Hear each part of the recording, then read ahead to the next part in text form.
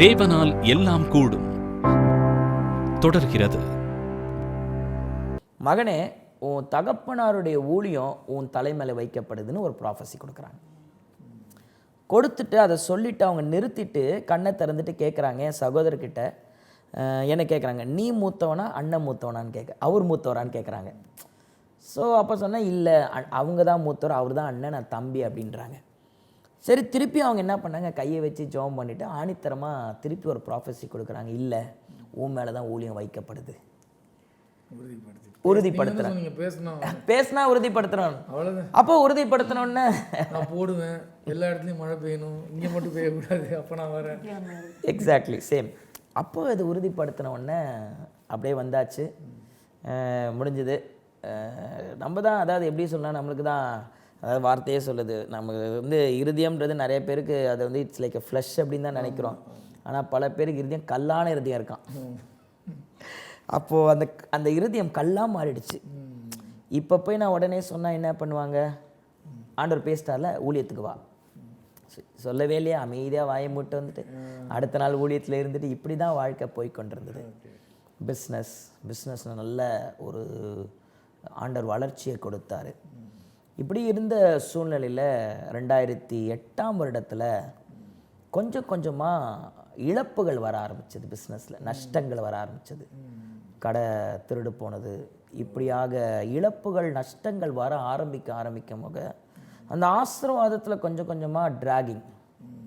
அது அன்னைக்கு புரியல, ஆனால் பிற்காலம் ஏன் அதை ஆண்டவர் அனுமதித்தார் அப்படின்றது புரிஞ்சுது. ஆண்டவர் வசனம் சொல்கிறபடி, அவனவன் தன் சுய இச்சையினாலே சிக்குண்டு இழுக்கப்பட்டு சோதிக்கப்படுகிறான். சோதிக்கப்படுகிற எவனும் நான் தேவனால் சோதிக்கப்படுகிறேன் என்று சொல்லாதிருப்பானாக. அவங்கவுங்க வச்சுக்கிற ஒரு இதுதான், எடுத்துக்கிற ப்ராப்ளத்தினால்தான். அப்போ எங்களுடைய ஆசைகள், ஏன்னா நம்மளை அழைச்சதுன்னு நோக்கம் வரேன், இந்த பாதையில் தான் போகணுன்னு கர்த்தர் நமக்கு முன்னமே முன்குறிச்சிட்டாரான். வார்த்தை சொல்லுகிறபடி நம்ம மேலே இன்றைக்கி நடக்கிற நன்மைகள் ஆகட்டும், ஆசீர்வாதங்கள் ஆகட்டும், அழைப்புகள் ஆகட்டும், ஏதோ நேத்தோ இன்றைக்கோ ஆண்டவர் நம்ம மேலே வைக்கலை.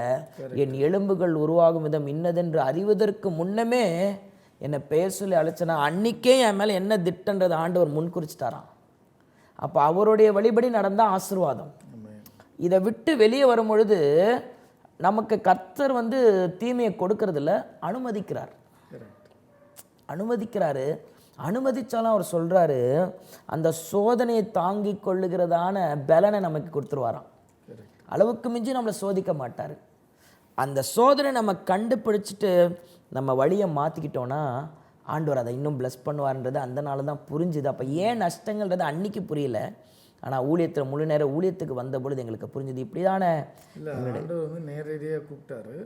சரி, ஒரு ஆள் மூலமாக உறுதி செய்யணும், சரி அதையும் கூப்பிட்டாரு. சரி, அப்போ இப்படிலாம் கூப்பிட்டா உனக்கு புரியல, உனக்கு புரிகிற மாதிரி கூப்பிட்றேன். எஸ் அப்படின்றது தான் சில நேரத்தில் இப்படி தான் ஆண்டவர் இப்படி சூழ்நிலைகள் இருந்த பொழுது 2008 என்னோடய பிஸ்னஸ் இருந்துச்சு, இப்படி போச்சு. என்னுடைய சகோதரர் அவர் பிஸ்னஸை விட்டு வெளியே போனார். இப்படிப்பட்ட சூழ்நிலை 2009ஆம் வருடத்தில் எங்களுடைய திருமணம் நடந்துச்சு. 2009 மார்ச்சில் எங்களுடைய. அப்போ நீங்கள் முழு நேரம் வீட்டுக்கு வரல? இல்லை, முழு நேரம் அப்பயும் பிஸ்னஸ் தான். இப்படி தான் எங்களுடைய திருமணம் நடந்தது. இன்னும் கஷ்டமாச்சு, ஒரு பிஸ்னஸ் மேன் கல்யாணம் பண்ணிட்டு ஒரு ஊழியத்துக்கு போனால் பிரச்சனையாச்சு. உங்ககிட்ட ஊழியராக போயிடுவாருன்னு சொல்லி பண்ணாங்களா, இல்லை பிஸ்னஸ் பண்ணுவாங்கன்ற மாதிரி? எனக்கு பிஸ்னஸ் பண்ணுவாங்கன்றது தான் என்னோட, உங்களுக்கு தெரியும், எனக்கு தெரிஞ்சது. இவங்க பிஸ்னஸ் பண்ணுறாங்கன்றதுனால உங்கள் பேர் நீங்கள் தான் சொல்லணும்னு நினச்சா சொல்லுங்கள். இவர் எப்படி அந்த டிரான்சிஷனை நீங்கள் சொல்லுங்கள். என்னுடைய பேர் ரெபேக்கா. ஏன்னா உங்களுக்கு தான் பெரிய ஷாக்காக இருக்கும். கண்டிப்பாக அதான் சொல்கிற மாதிரி, இல்லை ஊழியரை கல்யாணம் பண்ண போகிறோன்னு சொல்லி பண்ணால் ஷாக்காக இருக்காது, பட் இப்படி ஒரு டிரான்சிஷன் கொடுத்தா பெரிய ஷாக் இருக்கும். கண்டிப்பாக. ஏன்னா இவங்க பிஸ்னஸ் எல்லாம் பார்த்து தான் எங்கள் வீட்டில் எல்லாருமே சரின்னு சொன்னதே திருமணத்திற்கு. நான் படித்தது எல்லாமே சென்னை தான், சென்னை வாசி தான். அப்படி இருக்கும்பொழுது நான் கல்யாணம் முடிகிற வரைக்கும் நான் முன்னாடி வரைக்கும் ஒர்க் பண்ணிட்டு தான் இருந்தேன். நான் ஒரு சிஎஸ்ஐ விசுவாசி. எனக்கும் ஊழியத்திற்கும் ஊழியக்கார குடும்பத்திற்கும் பெந்தேகோஸ்தேக்கும் எனக்கு எந்த சம்பந்தமுமே கிடையாது. முழுமையாக நான் சிஎஸ்ஐ குடும்பத்திலேருந்து வந்தவன். அப்போது நான் எவ்ரி சண்டே நாங்கள் சண்டே சர்ச்சுக்கு போகிறது, மீட்டிங் சர்ச் அட்டெண்ட் பண்ணுறது, அதோட அடுத்த சண்டே தான். இதை தவிர்த்து எங்களுக்கு எங்கள் வீட்டில் ஜெபம் வேத வாசிப்பு இதில் தான் வளர்க்கப்பட்டோம் சின்ன வயசுலேருந்து. நீங்கள் ஜெபிக்கணும், தினமும் ஜெபிக்கணும், வேதம் வாசிக்கணும், அந்த ஒரு வாழ்க்கை முறையில் தான் சின்ன வயதுலேருந்தே வளர்க்கப்பட்டோம். அதனால் என்னென்னா ஜெபம் தெரியும், வேத வாசிப்பு தெரியும், ஆண்டவருக்குள்ளே நிற்கணும், சர்ச்சுக்கு போகணும், நேரத்துக்கு போகணும். இது தவிர்த்து சின்ன சின்ன ஊழியங்கள், சிறுவர் ஊழியம் செய்வது, வாலிபர் ஊழியம் செய்வது. ஊழியம் என்னால் முன்னாடி போய் நிற்கிறது. அது அந்த நாட்களிலிருந்து வாலிப நாட்கள் ஆண்டவருக்காக ஊழியத்தில் இருந்தது. இது மாத்திரம்தான் என்னுடைய வேலை. நான் ஊழியத்தில் போய் நிற்பேன், நான் ஒரு ஊழியக்காரியாக நான் வந்து நிற்பேன் என்பது நான் கனவுல கூட நினைத்தது கிடையாது. நான் ஒரு வெளிநாட்டுக்கு போகணும், ஒரு நல்ல வேலைக்கு போகணும், நிறைய சம்பாதிக்கணும், அதுதான் என்னோட ஆசையும் வாஞ்சையும். ஆனால் கர்த்தருடைய திட்டம் தீர்மானம் எல்லாம் சொல்லுவேன், நம்மளுடைய யோசனைகள் கிடையாது. அவர் என்ன திட்டம் தீர்மானம், தாயின் கருவில் உருவாகும் முன்னே அவர் என்னை குறித்து என்ன திட்டம் வச்சுக்காரோ அதை அவர் நிறைவேற்றுவார். அப்படின்னும் பொழுது தான் எங்களுக்கு இந்த டிசம்பர் மாதத்தில் 2008 இந்த மாதிரி வரன் வருது, மாப்பிள்ளை வராங்க. இந்த மாதிரி தாய் தகப்பனார் முழு நேரம் ஊழியத்தில் இருக்கிறாங்க, உங்கள் சபை வைத்திருக்கிறாங்க. அப்படின்னும் போது பெரிய கலக்கங்கள் எப்படி இருக்கும்னு எனக்கு தெரியாது, எதுவுமே தெரியாது, ஒன்றுமே தெரியாது. எங்கள் தாய் தகப்பன் ஓகே மாப்பிள்ளை வந்து நல்ல ஒரு பிஸ்னஸ் பண்ணுறாரு, அது ஒரு காரணம். ஏன்னா என்னோட அப்பா அம்மா 2 பேரும் கவர்மெண்ட் சர்வெண்ட். ஸோ அவங்களோட ஏன்னா ஊழியத்தில் இல்லை, ஊழியத்தை பற்றி எங்களுக்கு எந்த ஒரு முன்பின் ப்ளஸ் மைனஸ் எதுவுமே தெரியாத ஒரு 0 அப்படின்றதுனால எங்கள் அப்பா அம்மா யோசிச்சது ஓகே பையன் வந்து ஒரு நல்ல வேலையில் இருக்காரு, அதனால் பிஸ்னஸ் பண்ணுறாரு, நல்ல வருமானம் இருக்குது, வேறு எதுக்குமே சொல்ல. குடும்பம் ரொம்ப நல்ல குடும்பம், தாயும் தகப்பனும் ஊழியக்கார குடும்பம், ரொம்ப அன்பாக இருப்பாங்க, நல்லா பேசுவார். என்னோட மாமனாரும் மாமியாரும் ரொம்ப நல்ல டைப். ஸோ எல்லாரும் ரொம்ப நல்லா இருக்காங்கன்றதுனால திருமணம் உடனே 2 மாதத்தில் திருமணம் முடிஞ்சுது. ஜனவரியில் என்கேஜ்மெண்ட் பண்ணாங்க, மார்ச்லேயே திருமணம் முடிஞ்சு உள்ளே வந்ததுக்கு அப்புறம் தான் நிறைய காரியங்கள் எங்களுக்கு புரியுது. ஊழியமும் புதுசு, குடும்பமும் புதுசு, பிஸ்னஸ் குறித்த காரியங்கள் எல்லாம் வந்து உள்ளே வந்ததுக்கு அப்புறம் தான் எங்களுக்கு நிறைய காரியங்கள் தெரிய ஆரம்பிச்சது. பிஸ்னஸோடைய ப்ராப்ளம்ஸ் அப்படின்னு சொல்லிட்டு எல்லாமே ஒரு பெரிய குழப்பங்கள். அது குறித்து இன்னொன்று சொல்லணும்னா நிறைய சொல்லிக்கிட்டே போகலாம், அதுவே ஒரு பெரிய சாட்சி தான். ஆனால் எல்லாமே எனக்கு புதுசு, ஊழியம் என்பது புதுசு, சபை என்பது புதுசு, விசுவாச வாழ்க்கை என்பதே எனக்கு ரொம்ப புதுசாக இருந்துச்சு. ஏன்னா எனக்கு விசுவாச வாழ்க்கையை பற்றி அவ்வளோ தெரியாது. நான் ஜாம் பண்ணுவேன், எனக்கு எதுவும் நீட் நெசசிட்டி அப்படிலாம் தெரியல. ஆனால் ஒரு விசுவாசத்தோட நீ எப்படி வருமானம் எந்த ஒரு கவலையுமே இல்லை. ஆனால் இங்கே வந்ததுக்கு அப்புறம் தான் ஒரு தேவை, ஒரு சூழ்நிலை, ஒரு பிரச்சனைன்னும் போது அதை எப்படி ஃபேஸ் பண்ணுறது, அதை எப்படி விசுவாசத்தில் பெற்றுக்கொள்வது. எங்கள் மாமனார்கிட்ட நீங்கள் எதை போய் கேட்டாலுமே சொல்வார், போய் ஜெபம் பண்ணு, உடம்பு சரியில்லையா போய் ஜெபம் பண்ணு,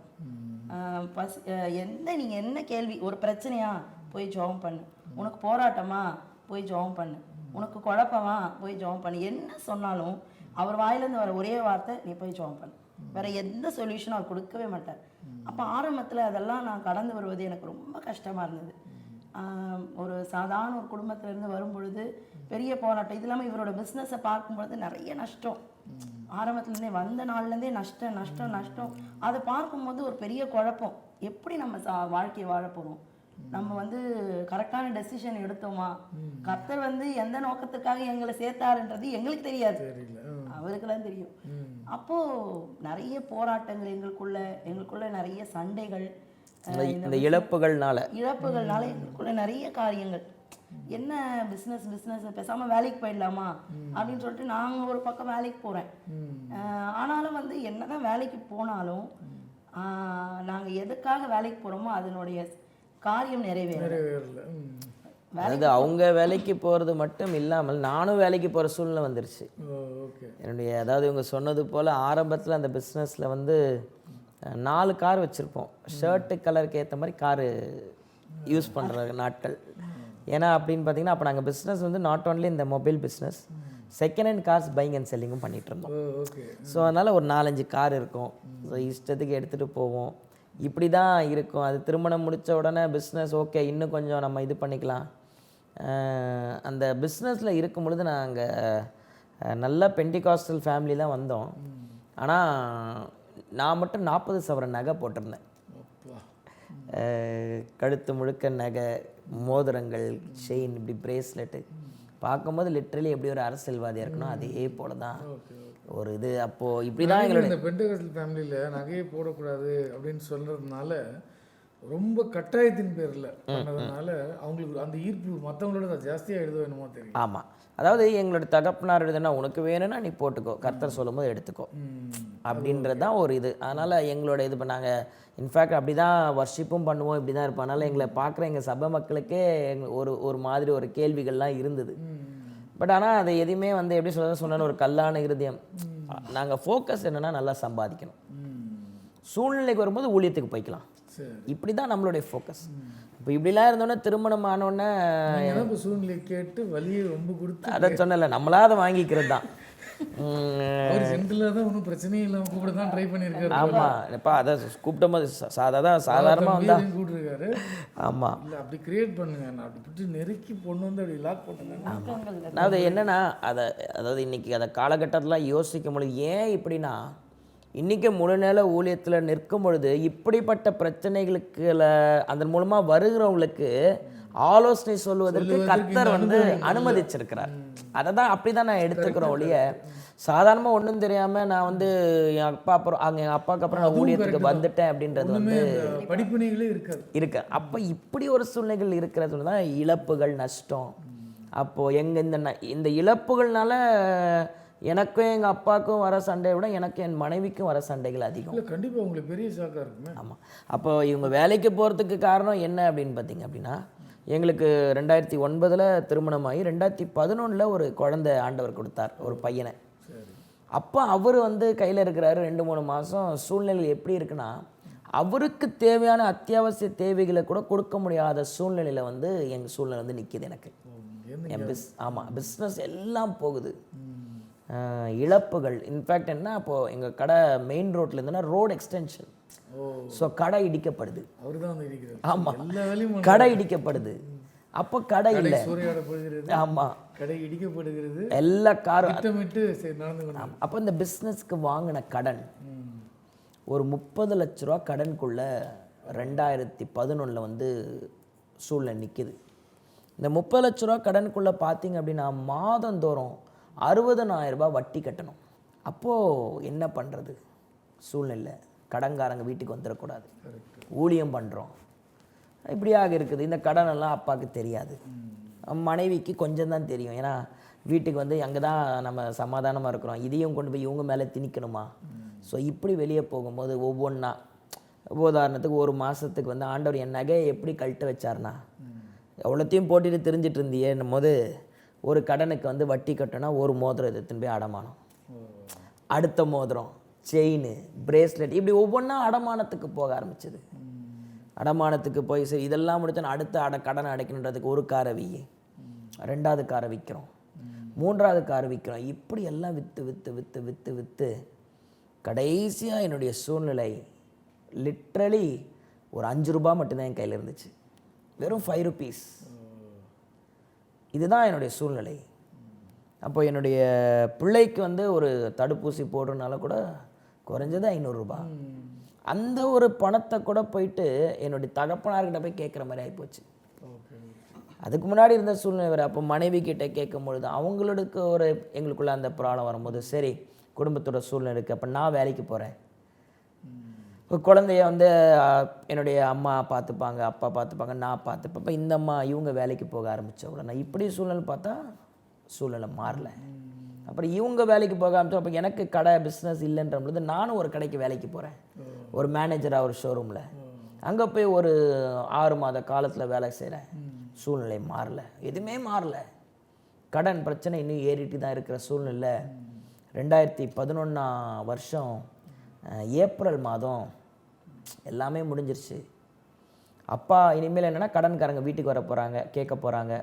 இனிமேல் எதையும் அடமானம் வச்சோ விற்று கொடுக்கறதுக்கோ வழி இல்லாத சூழ்நிலைகள் எல்லாமே இருக்குது. சபை இருக்குது, எல்லாம் இருக்குது, நல்லா இருக்குது. அப்பாவோட லைஃப்பில் எல்லாமே நல்லா இருக்குது. எங்களுடைய சூழ்நிலை இப்படி வந்தோடனே ஒரு நாள் முடிவு எடுத்துகிட்டு போதும் இந்த லைஃப், தற்கொலை பண்ணிக்கலாம் அப்படின்ற ஒரு எண்ணத்துக்குள்ளே நான் வந்துட்டேன்.